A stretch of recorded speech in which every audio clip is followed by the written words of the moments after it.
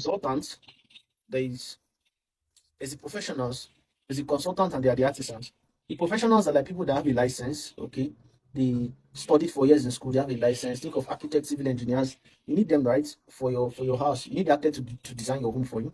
You need the structural engineers to determine the reinforcements that will make your house stand. One determines the skeleton, the other one determines the aesthetics, the looks, the beauty, the space.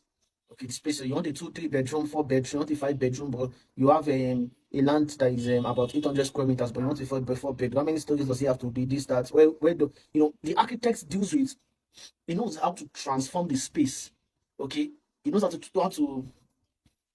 he knows how to transform the space, like how to use the space that you give him, right, to give you the best that space can create out of your own requirements.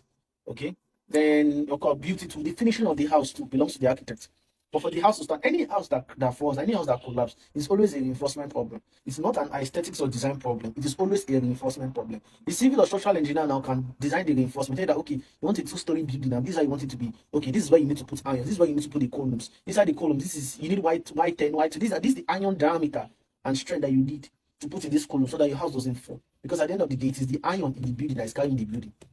What is really carrying your house is that iron inside. Okay, the iron inside your house. When you are casting, you're casting the columns. It's iron that is inside that place. So,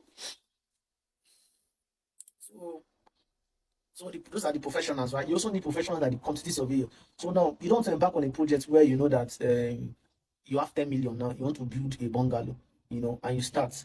You need to know how much it will take you to do the project, so that you can know. So that you don't do your project halfway. So you know if the project is something that you can even embark on in the first place. Not that you have 20 million saved, but your project will do you 30 million. But because you didn't get a quantity surveyor to help you cost every single aspect of your house, from materials to labor to every single thing, and that house would have cost you like 30 million, and 20 million is all you have. You build your house halfway, and there's nothing you can do about it. Your house will just remain uncompleted. Okay. So I mentioned the major professions are architect, civil or structural engineer, and QS. Then let's look at consultant. So if you be a consultant, there's really no license. Consultants, they give advice. Okay, so if you want to consult, it is more for projects that you have experience in. Like for example, if it doesn't matter where you are from, but let's say you have experience building a particular type of project, and there's someone that wants to build something similar, it comes to you for advice. And when you do a project, of course, there's unforeseen problems. There are shortcuts that you will take. You learn a lot when you're doing a project. So what you've done is that project you did that took you 1 year to do, with all the problems and all the wahala, you now start advising the person. The person can kind of like avoid those problems and use your own kind of those things that you learned, right? So they can finish the project faster and finish the project cheaper.